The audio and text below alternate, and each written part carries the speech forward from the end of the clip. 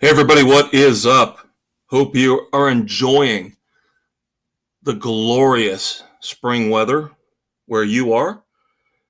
It is time for the latest episode of the Fortress of Rock, episode 87, Friday night, April the 14th, 2023. I, of course, am the Maestro, Kevin Crane, and you are who you are. As always, glad to have you aboard here for yet another extravaganza of rock and roll debauchery. Well, not really debauchery. You guys know I keep it clean, but it's rock and roll, so there's always some stuff that's straddling that line between good taste and bad taste, but that's why we love this music.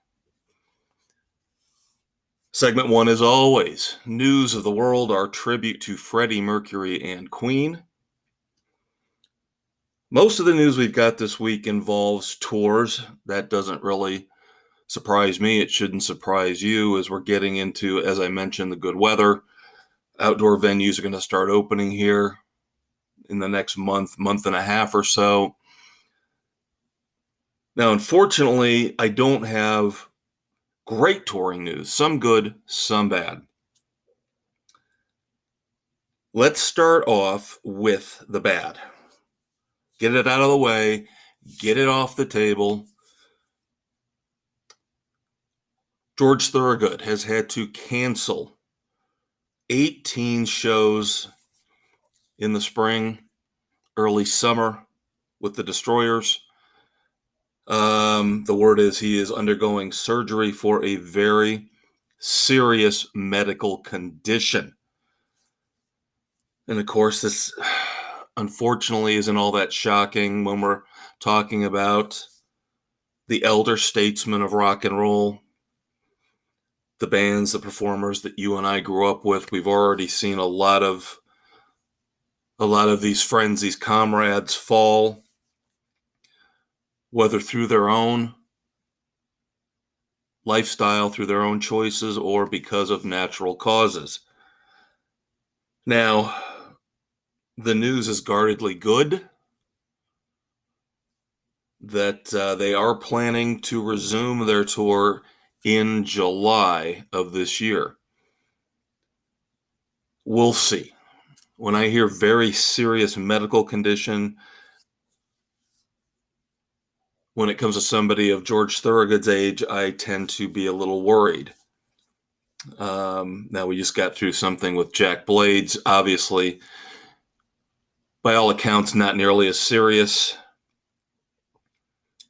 But thoughts and prayers go out to the Delaware Destroyer, George Thorogood, for a quick, speedy, healthy recovery.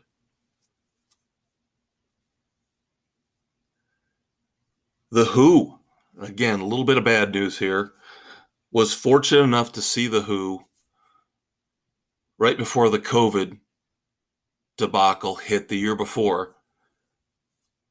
So I can at least say I saw The Who once.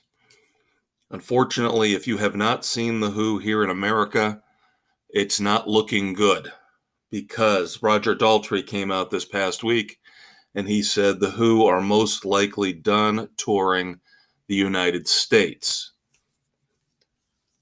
Now, of course, The Who are infamous for farewell tours.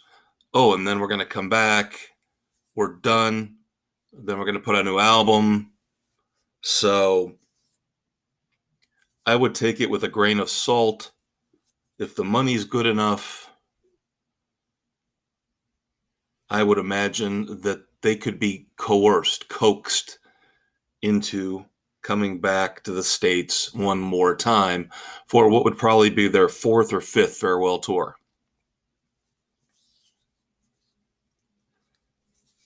All right, let's move on to better tour news. Peter Frampton, we just talked about The Who, and we talked about how The Who always backtrack on their promises of, this is the last tour, this is our farewell tour. Well, we've got another classic performer, this one from the 70s, who his last tour, he said he was done. He was over medical conditions. Well, Peter Frampton is not done yet.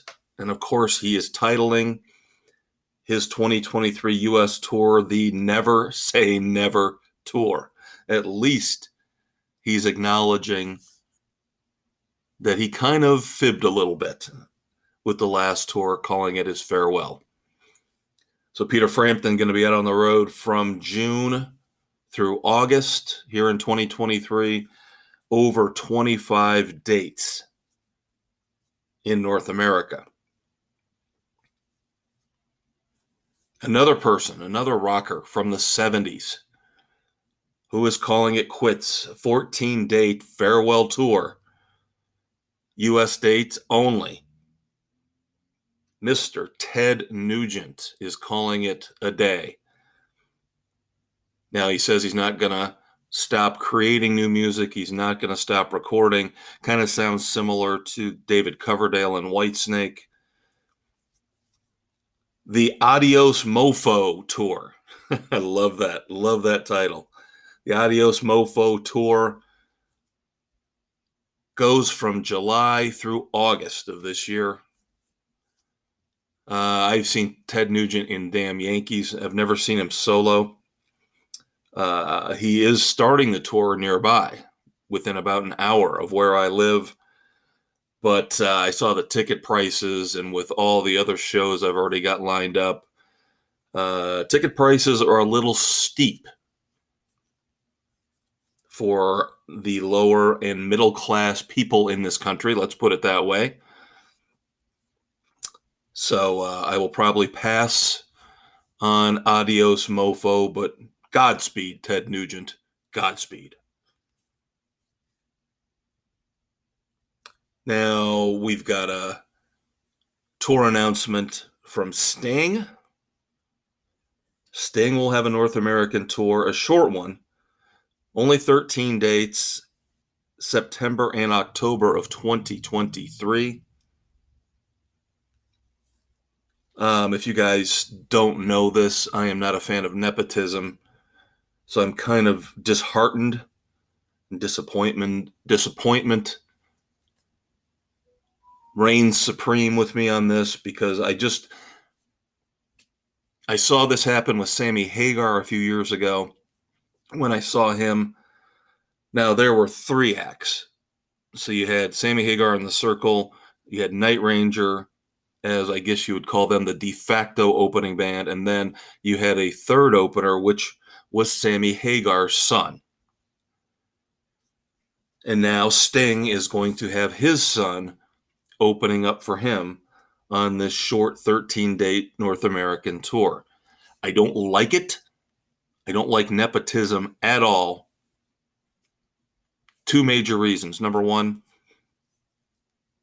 if you can't make your kids earn their way, if you can't get your kids to earn it on their own, then you're going to get diminishing returns, whether it's handing over the reins of a company to a son or a daughter, whether it's my second point, keeping somebody else out of the spotlight, keeping some young, energetic, fresh band or performer out of the spotlight just so you can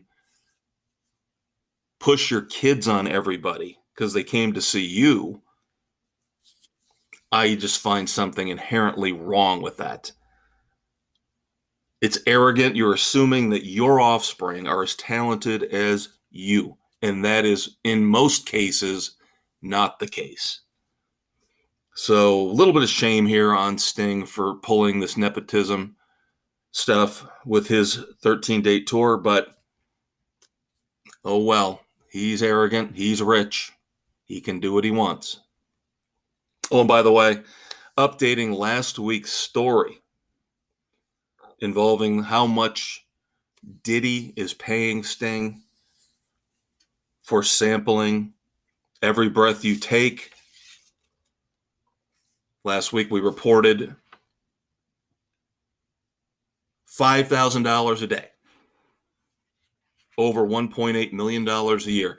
Diddy says when he confirmed that on social media he was joking. Now, there is a interview with Sting back in 2003, yes, 20 years ago, where Sting at least confirmed the original figure that had been bandied about for years. So even if the $5,000 a day number is overblown and it was a joke on Diddy's part, number one, it's not very funny. How is it a joke? If you want to make a joke, you should have said, I pay him $50,000 a day. Make it something outrageous and outlandish. So I have my doubts. I have my doubts that maybe Diddy wasn't necessarily lying about that $5,000 a day number. But anyway, Sting has confirmed as of 20 years ago, 2003, in an interview, that the original figure, and I'm going to say this has got to be correct. Sting says he is getting $2,000 a day from Diddy for taking that sample from Every Breath You Take for one of his hit songs, which amounts to about $730,000 a year. Still not too shabby for Mr. Gordon Sumner. And then, of course, I heard that Andy Summers, guitarist for the Police, is not very happy because the part of the song, Every Breath You Take, that was sampled by Diddy is actually the guitar riff, which, of course, Andy Summers played in that song for the Police. But Sting, depending on the dynamic of the band, I know Van Halen, all four members were credited with songwriting. But with the Police, there at the end, towards the end, Sting was taking credit for a lot of the songwriting on his own. So that's why Sting's getting all this money. And even though it's a guitar part that Andy Summers played, he's getting nothing. So he's not really happy about that. And part of me can't blame him. But again, it depends on the dynamic of the band. It depends on the egos. Who's in charge? Do the other members let the bigger ego take over? And if they do, in the end, it's kind of on them. It's their fault. We've seen this here recently with Motley Crue, which is still ongoing. Did Mick Mars really sign paperwork relinquishing control? I mean, who's really in charge of Motley Crue? I've always thought that's probably Nikki Sixx. But again, with the Police, you knew. After they became popular, it was obvious that Sting was the alpha male. So in the end, is it really his fault? Or is it Andy Summers' fault? Is it Stuart Copeland's fault for not pushing more to get equal credit for songwriting? You be the judge.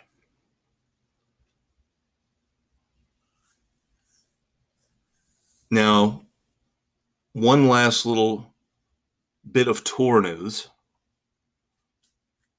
And then, just like with Sting, I'm going to tie in a rock and roll news article along with that. Joe Perry just recently announced that even though things have been really hit and miss with Aerosmith over the past 4, 5, 6 years in terms of touring, of course, we know about Steven Tyler's substance abuse issues and going into rehab. Drummer Joey Kramer doesn't look like he's going to be able to perform on the road anymore, or at least for the foreseeable future. Now, how does that play into this? Joe Perry announced that Aerosmith will most likely be out on tour in the fall of 2023 into 2024. And he did verify that Joey Kramer most likely will not be on for this tour. He's still, unlike the whole ugly Mick Mars situation with Motley Crue, Joe Perry insists that Joey Kramer is still a full-fledged member of Aerosmith.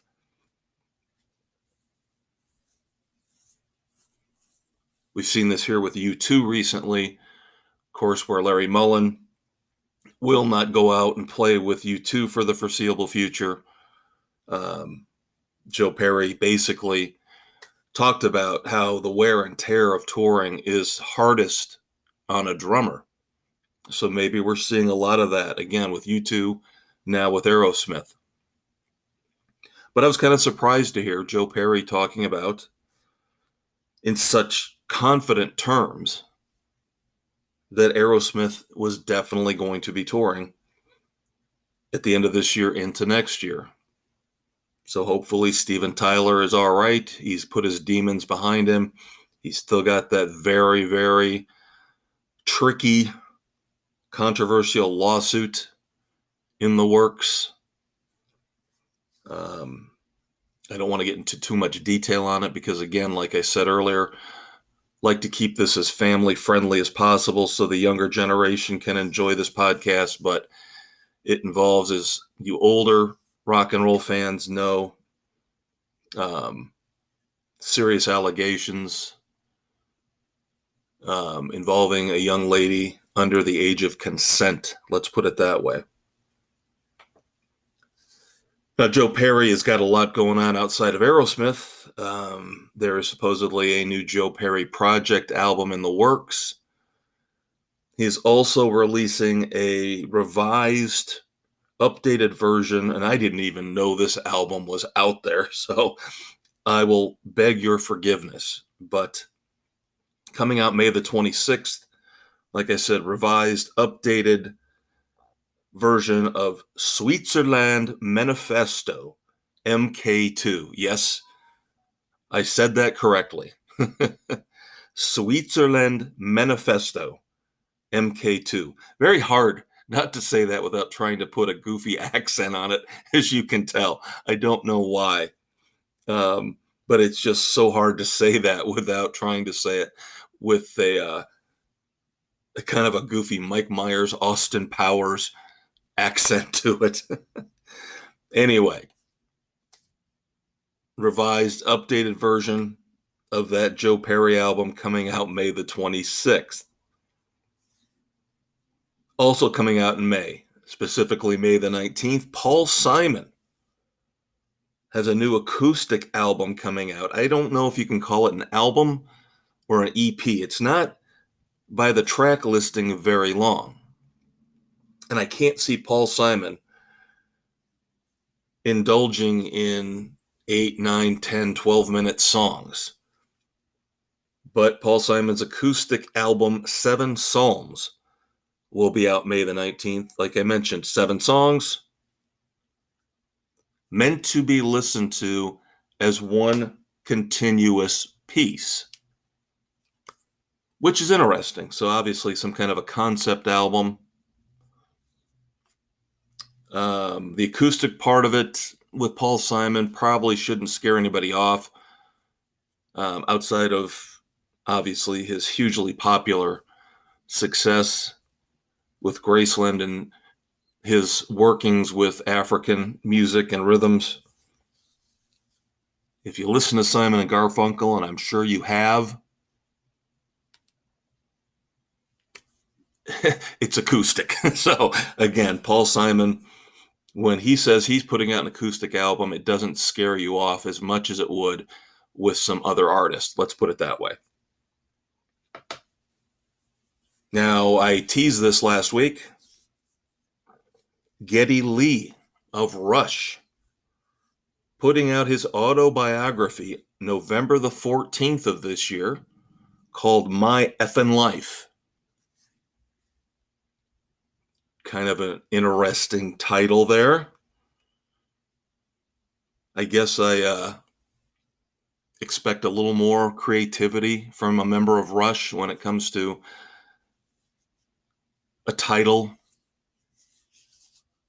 I mean, Rush has never been one of those bands, and Geddy Lee and Alec Lifeson and, of course, the late, great Neil Peart were never ones to shy away from a grand concept or over-the-top creativity. So the blatant, brutal title of My Effin' Life for Geddy Lee's autobiography. Definitely could see myself checking that out November 14th of 2023. Then finally, we'll shift back to a little bit of sadness here to wrap up News of the World.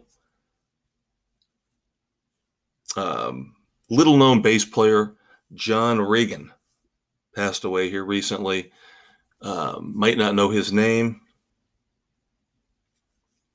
but he did play bass for Ace Frehley and somebody we just talked about a few minutes ago, Peter Frampton. So our thoughts and prayers go out to the family and friends of John Regan. And that is going to do it for News of the World. Segment 1 here on April the 14th is done. We still got plenty more coming, kids. Plenty more coming. Breakdown is up next. Of course, our look at new music and new albums. So stick around through a quick promo break, and I will be right back. Thank you so much for tuning in to the Fortress of Rock podcast with me, the Maestro, Kevin Crane. Of course, that was segment 1, the News of the World, our tribute to Freddie Mercury and Queen, where we look back at the past week in rock and roll and all the news and all the controversies that you deserve to know about. Next up is the heart of the show, the meat and potatoes, Breakdown, where we are going to review all the new songs, all the new albums, all the new concert tours, the shows that I've seen personally. Stay tuned for that. Of course, we're now available on Spotify, Anchor, Apple, Stitcher, Castbox, Google, Pocket Cast, and Radio Public, wherever you listen to your favorite podcast. Hang out, kids. We'll be right back. Hey, everybody. Welcome back to the Fortress of Rock, episode 87 on April the 14th, 2023. As always, glad to have you aboard. Hope you enjoyed News of the World, segment 1. Forgot to mention in segment 1, something I wanted to bring up here a couple times as much as I possibly could here in episode 87 next week. Starting with episode 88, that would be April the 21st, 2023, your weekly Fortress of Rock podcast will hit a couple hours later than normal. Still Friday night. Same content. But I usually try to get the Fortress of Rock out here over the last year and a half since we've been doing this. Tried to get it out at about 7 o'clock Eastern time in the U.S. every Friday night. Now we're going to be looking at 9:30 every Friday nights. Just a couple hours later than what you're used to. Still going to be Friday night. Still going to be the same great stuff. So do not panic. Do not freak out if you do not see a notification for a new episode around 7 o'clock next Friday night. It will be there. It will just be a little bit later than normal, and that will be the way it is going forward. So you're going to have to get used to a new pattern. But again, just a couple hours later than you would normally expect for your future Fortress of Rock episodes. All right. Breakdown. Of course, segment 2, where we talk about the newest albums, songs, concerts. Still, unfortunately, a few months away from giving you some concert reviews. And like I've mentioned, when they start, they will come hard and heavy. It will be almost weekly from June through September. But for now, still nothing really lined up, so we're stuck with albums, we're stuck with songs, and there's nothing wrong with that. Now, I will apologize. I am not one who is want to apologize. There's too much apology in this world. The people who should apologize don't. and the people that shouldn't have to apologize are forced or bullied into it. So I have always been proud of the fact that the things that I say, I'm not apologizing for. It's my opinion. Everybody's got one. I'm not apologizing for my opinions. But when I make factual mistakes, which that's not the case here, but when I make promises that I do not keep, I will apologize. So I thought I was going to be able to do a double album review this week, and I just need one more good listen for the new album from the Hold Steady, The Price of Progress. So instead of this week, you will get a double album review next week. And I will tell you more about that when we get to wrap it up in segment 4. But still have an album review, still have a couple song reviews, so it's not like I'm really shortchanging you. I'm just not giving you the bonus content that I promised. My mouth should not write checks that my butt can't cash. So, your featured album review this week is The Cold Stairs. A friend of mine turned me on to this. I've mentioned this over the past couple weeks, listening to more recommendations, whether it's Spotify, whether it's friends, family members, trying to listen to more recommendations, maybe expand my horizons a little bit. Although at my age, that doesn't really make me happy. But every once in a while, I'll mention that this podcast is kind of an offshoot of what I like to call the Mothership, which is a project that my friend Dave and I have been doing, along with help from other friends, on and off, rotating cast of characters since the early 90s. That podcast is called Sports Frenzy 2.0. And while we started out as strictly a sports venture, we started off as a cable access show. We went into YouTube, and that didn't really work out. And then, of course, a couple years ago, we moved into podcasting. But towards the end of our first incarnation, especially the cable access stuff, we started to bring in more pop culture, bring in more music, more movies, talk about that kind of stuff. So Dave, like I said, he's been with me since the beginning, since Sports Frenzy 2.0 started. He and I still carry on with the Sports Frenzy 2.0 podcast, which, of course, you can find anywhere you find the Fortress of Rock. And wait till next segment, of course.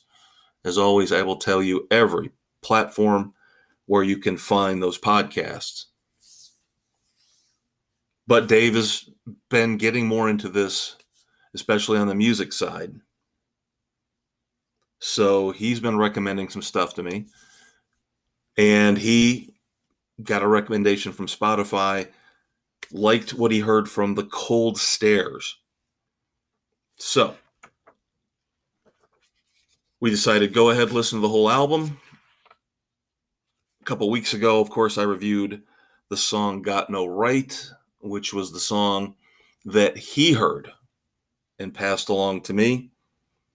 So we were impressed enough with that. Let's review the whole album for you here on the Fortress of Rock, track by track, 13 songs on the album Voices.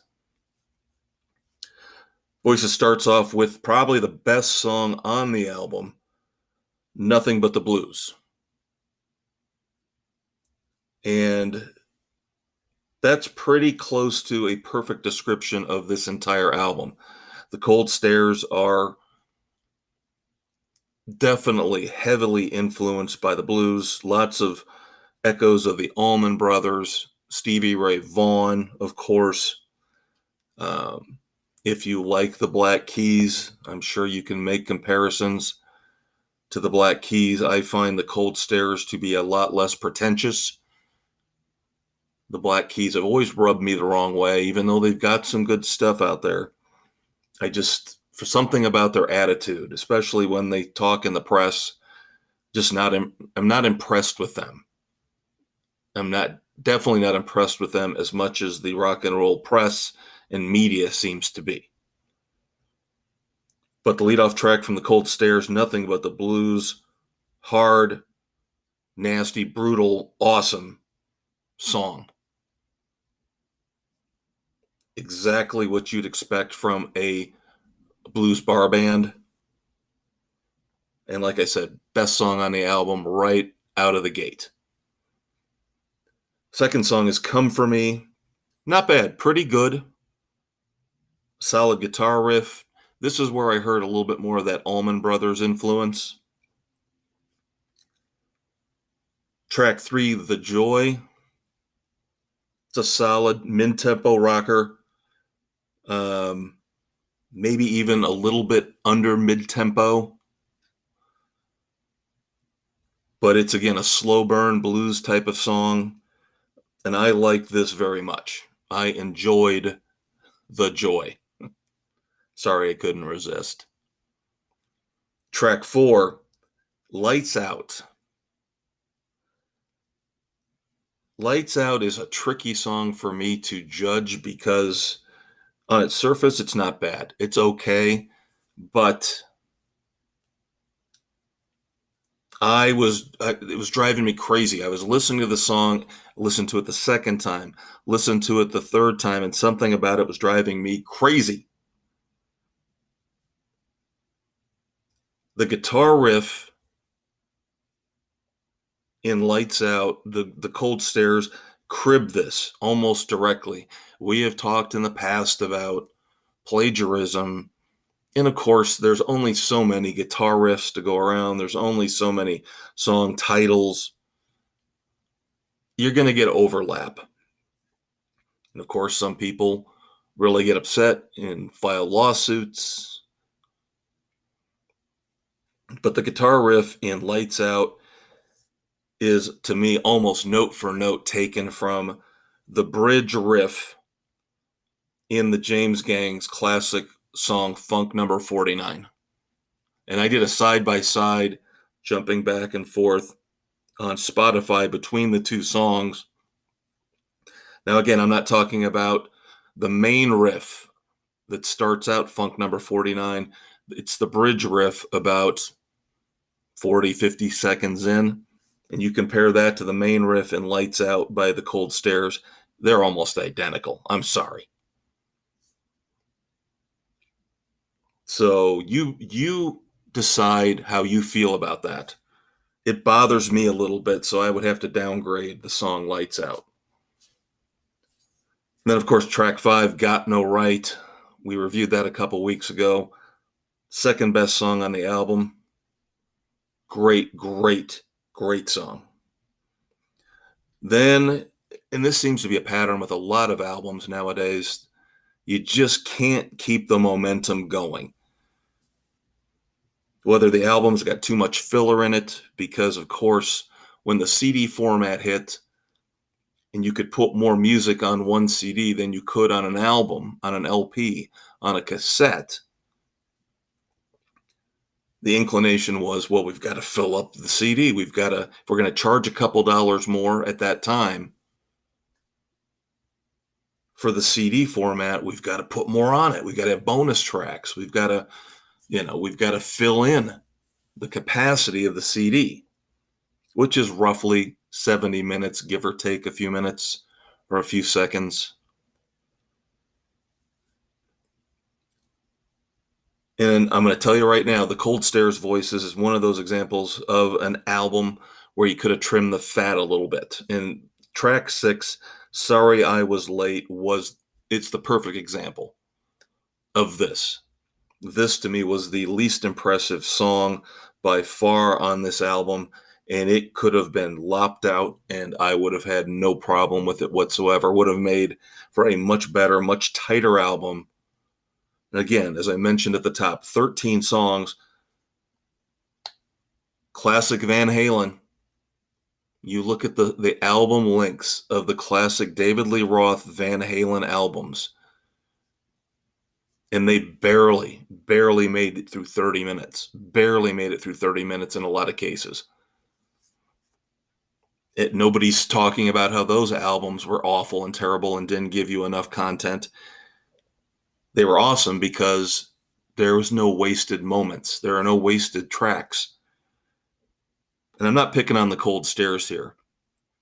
Again, I'm pointing this out as a lesson to all the bands out there. And they are not the only ones. Def Leppard recently with Diamond Star Halos. Now, they probably don't look at the two quote-unquote country songs on that album as filler, especially since they were playing one of them in concert during the 2022 stadium tour. But a lot of us who are big-time Def Leppard fans could have done without those two country experiment songs.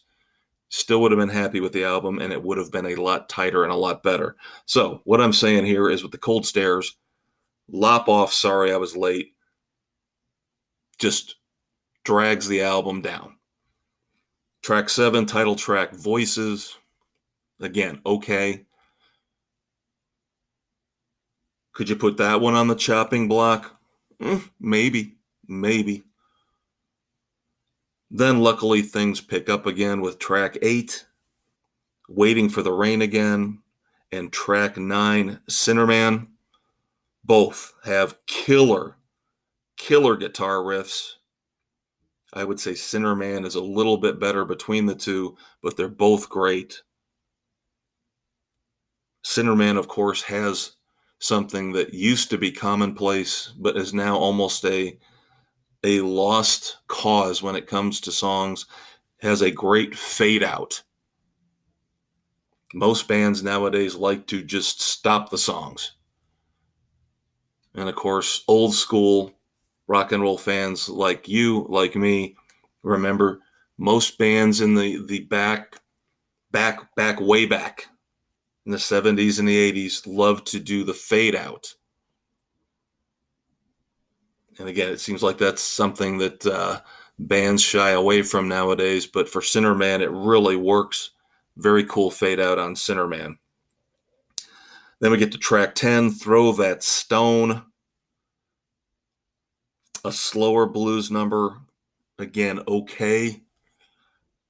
This is another candidate for trimming, in my opinion. Would have been okay if this one wasn't on the album. Track 11, it's heavy. A little better, but still just okay. This is where I hear in the guitar riff some Stevie Ray Vaughan influence.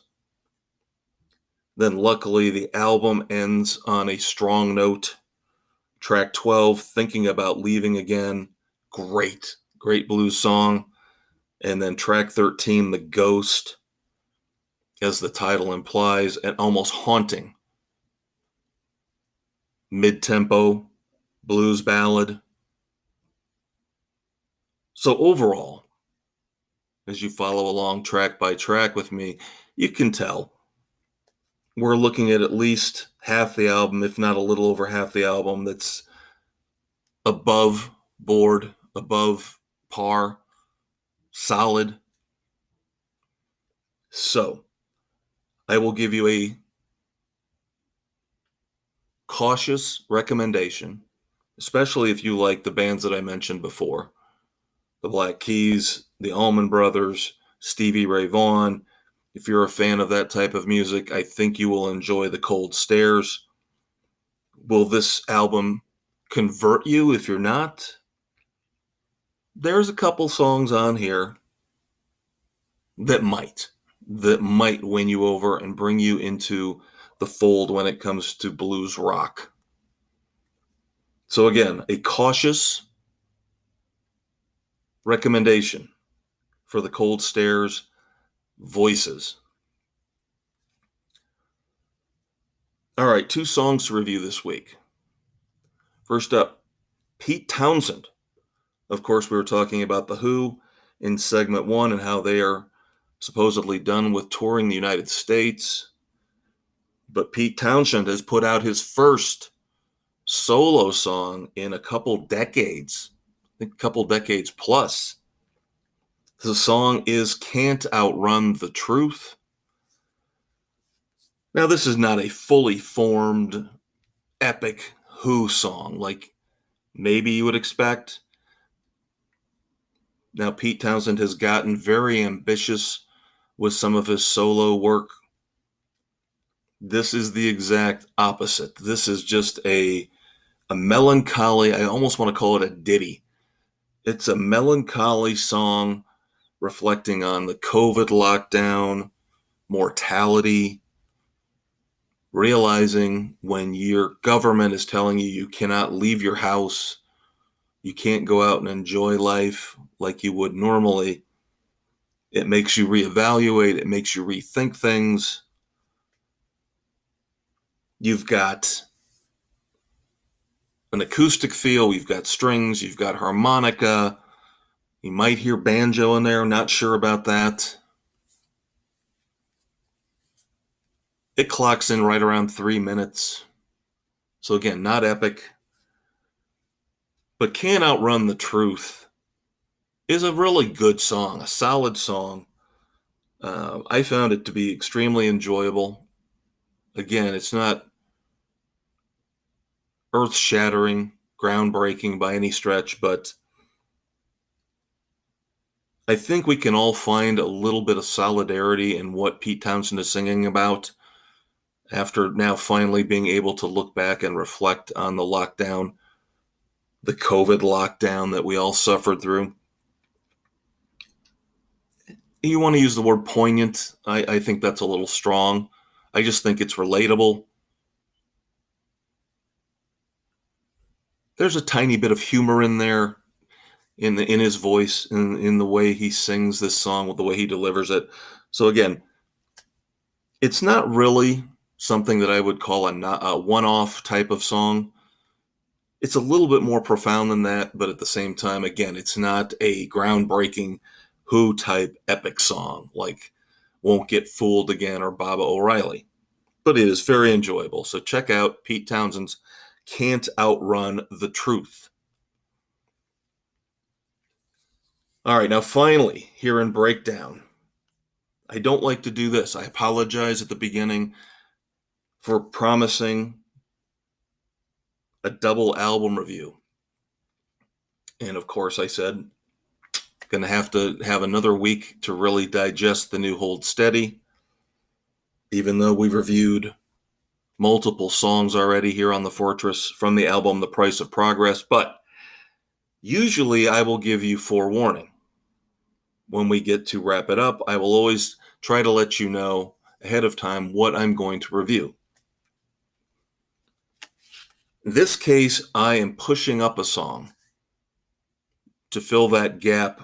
Since we took away the Hold Steady, I am going to jump right into a song review that I did not give you any warning about. And it is an awesome, awesome song. The second single from Winger's upcoming album 7. The song is It All Comes Back Around. It is an epic.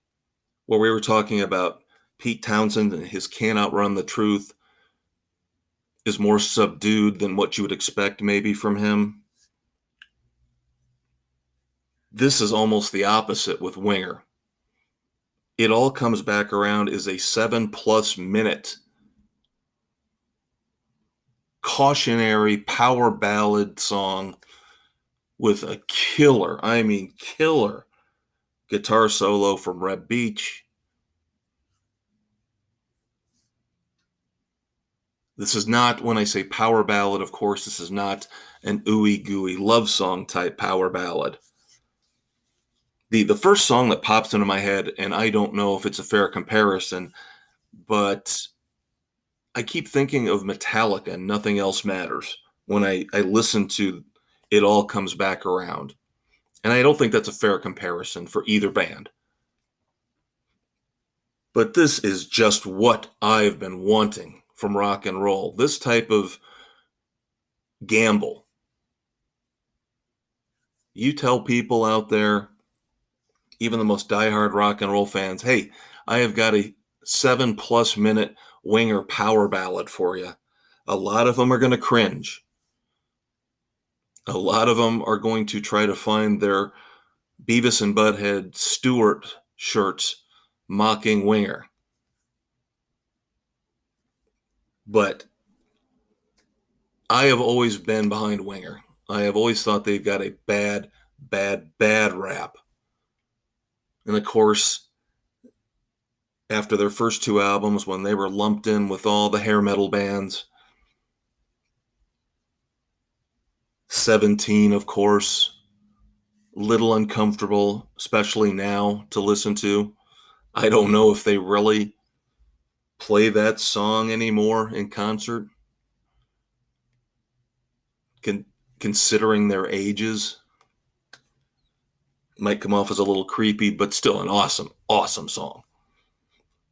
But after the first two albums, they shifted gears, tried to put on a harder edge, and I think after a couple albums where you wondered if it was really going to work, they finally came out with the album Karma, where they were able to take on a harder rock edge, and it was brilliant. Absolutely brilliant. If you've never listened to Winger's album Karma, get out there, find it on Spotify, listen to it. And its follow-up, just as good. Better Days Coming. Now, of course, 7 is the first album they have put out since Better Days Coming. It has been quite a while. So we have reviewed Proud Desperado, very solid leadoff single, and now we get this massive, impressive doom and gloom power ballad. You can tell by the title, it is about, yes, karma. Keep your demons safe and sound because it all comes back around. I think that's direct. If it's a slight paraphrase, it's close. And again, Winger is not the band with the poofed out hair and the pastel that you remember from Madeline. Can't get enough. This is a different band now. And it all comes back around. Could be their finest moment of their newest, latest incarnation. We have talked about a couple songs already this year. We're only into April, but we have talked about Extreme and their first single in a long time, Rise. We've talked about the first single from the next Mammoth WVH album, Another Celebration at the End of the World, and how those two are already probably going to be in the running for Song of the Year here on the Fortress of Rock for 2023. I am telling you right now, Wingers, It All Comes Back Around joins them. So we have already got 3, in my opinion, legitimate contenders for Song of the Year here on the Fortress, and we're not even through April yet. So there you go, an enthusiastic recommendation for the latest from Winger. Of course, we're just a few weeks out before we get the album, the full album, 7. But we have a lot to discuss before we get to that point. Miles to go before we sleep. Doc Brown wants me out in the garage. We've got to fire up the rock and roll DeLorean. Head back in time. I Want to Go Back is next. And then after that, wrap it up where we will discuss all the new albums that are going to be coming out here over the next few months. Even though we have got that lag in concerts that I talked about, plenty of albums to review. We are not going to have any shortage of new music to review here for the foreseeable future. So let me get out, hop in the car with Doc Brown, get everything fired up to 1.21 gigawatts. Enjoy I Want to Go Back after a quick promo break. All right, now that we've looked at the current state of music in our breakdown segment, it is time to climb into the DeLorean and travel back in time to look back at moments in rock and roll history, birthdays, deaths, anniversaries of song and album releases. It is time for I Wanna Go Back, our tribute to Eddie Money. Stay tuned. And as always, we're on Spotify, Anchor, Apple, Stitcher, Castbox, Google, Pocket Cast, and Radio Public, anywhere where you listen to your favorite podcasts. All right, everybody. Doc Brown and I are in the rock and roll time stream. Episode 87 here, April the 14th, 2023, the latest episode of The Fortress of Rock. Doc Brown is bringing us down out of the time stream, so it is time to discuss anniversaries, birthdays, classic moments in rock and roll history. Yes, it is time for I Wanna Go Back, Segment 3, our tribute to the late, great Eddie Money. This is going to be short but sweet. Believe it or not a ton happened in rock and roll history on April the 14th. But before we get to the events that did happen, this is the time where I always have to take care of business. And I need to let you know where, of course, you can find the Fortress of Rock. If you found it somewhere, we know you're listening, so you found it on a platform somewhere. But you have options. You can always find the Fortress of Rock each and every Friday night on Spotify, Google, Radio Public, Pocket Cast, Apple, Overcast, Castbox, Stitcher, Amazon Music, and Audible. And as always, I like to point out, you can check out the Facebook page. Right now, as you're listening to this, the Weekend Rock Project is in full effect. We've done wrestling, we've done golf over the last couple weeks. Now we're going full tilt for a weekend into sports and athletes in particular. Looking for your favorite rock songs with a famous athlete's name somewhere in the title. Can be an indirect reference, can be a direct reference. Now, of course, this Sunday, it is New Music Sunday, where we post a YouTube video of a song we either have talked about in this episode or in an episode just a week or two prior. Have a feeling this weekend will be winger. Now, that being said, I have to give credit to my sources for this segment as well as segment 1, News of the World, because as much ridiculous rock and roll knowledge that I have floating around in my brain, I need help. And I usually get most of that help from the Van Halen news desk, thisdayinmusic.com, and ultimateclassicrock.com. Now, on to I Want to Go Back. Let's start off with anniversaries. April the 14th, 2015, Percy Sledge passed away. Percy Sledge, of course, most well known for the classic soul ballad, When a Man Loves a Woman. Not necessarily my cup of tea, but a legendary song nonetheless. R.I.P. Percy Sledge. April the 14th, 1983, the tragic legacy of the Pretenders was cemented when Pete Farndon, their bass player, died of a drug overdose. Now, at the time, in 1983, he was no longer with the band.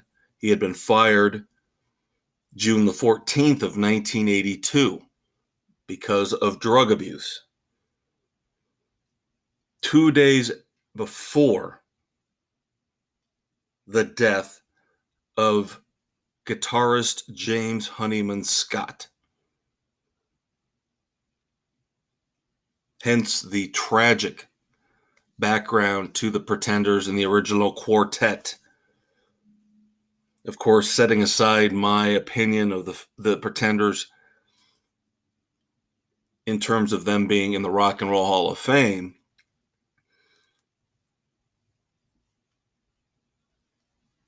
losing Pete Farndon, losing James Honeyman Scott, and again,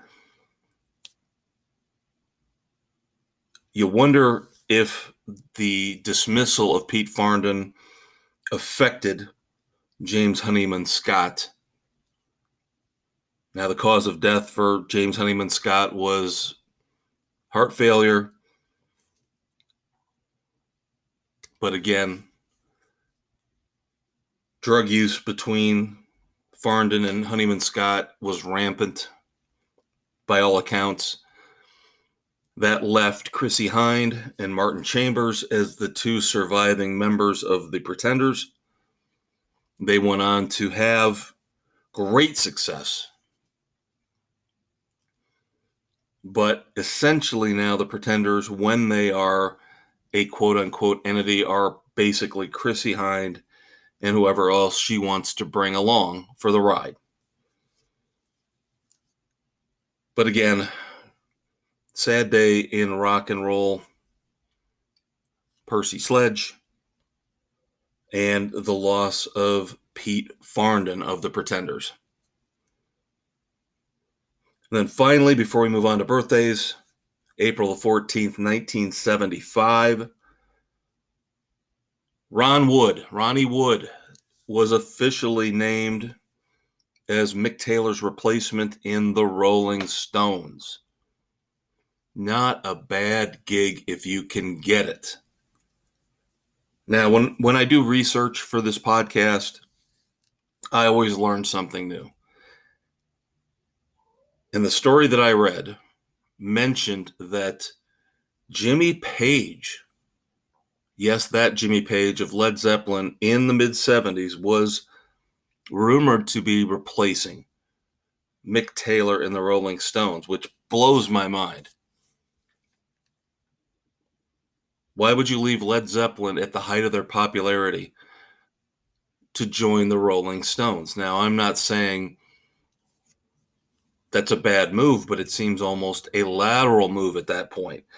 And I'm hearing rumors here. A friend of mine mentioned the other day something else that went under my radar. Not official. Again, just rumors and speculation, but Matt Cameron possibly being mentioned as the new drummer for the Foo Fighters.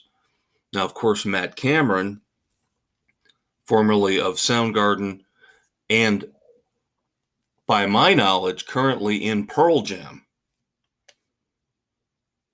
I don't know why he would leave Pearl Jam for the Foo Fighters. Again, similar to this whole Jimmy Page 1975 rumor. Seems like a lateral move. But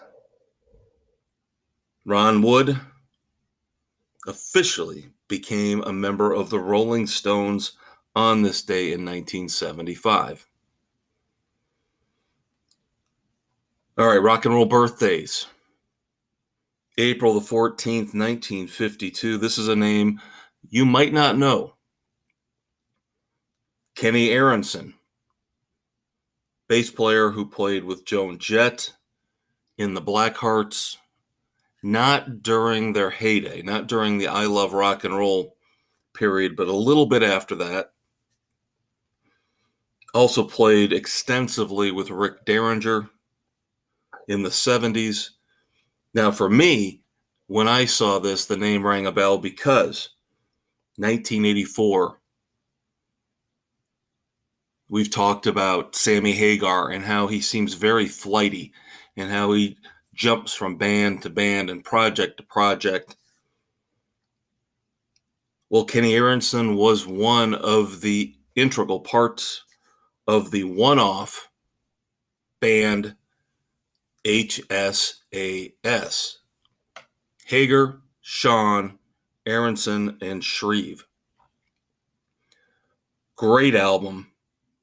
Again, came out in 1984, Through the Fire. It's a shame they didn't continue on. Of course, Neil Schon had Journey to fall back on. And Sammy was going to do whatever Sammy was going to do eventually. A couple years later would join Van Halen, of course. But Kenny Aronson from HSAS, as I mentioned, also played with Joan Jett, Rick Derringer, brief stints with Billy Squier, a bunch of other notable performers.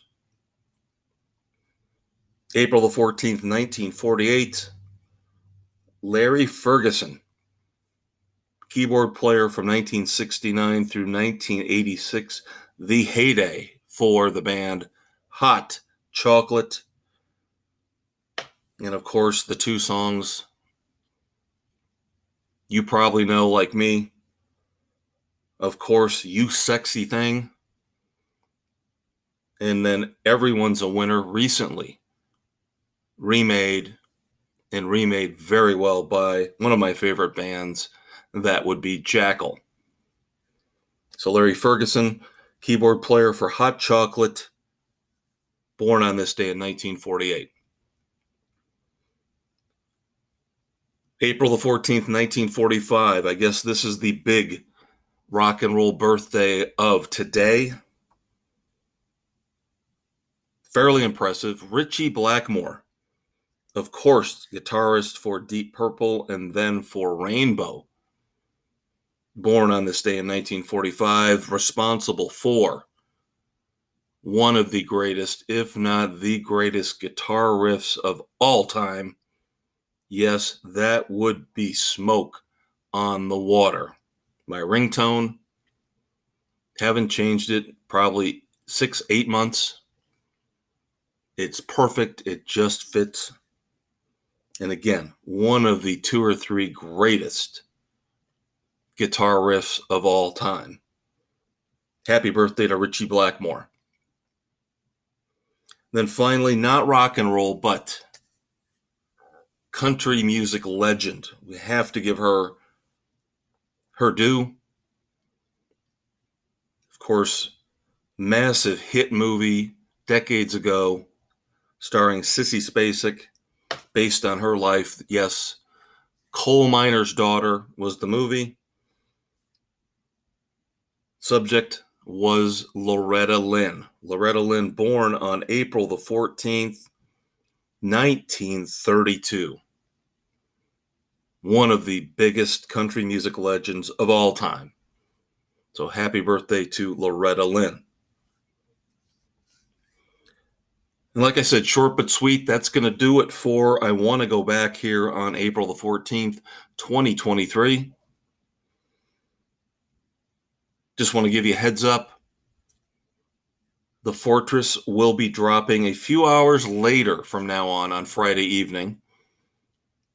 I will try to keep reminding you throughout this entire podcast.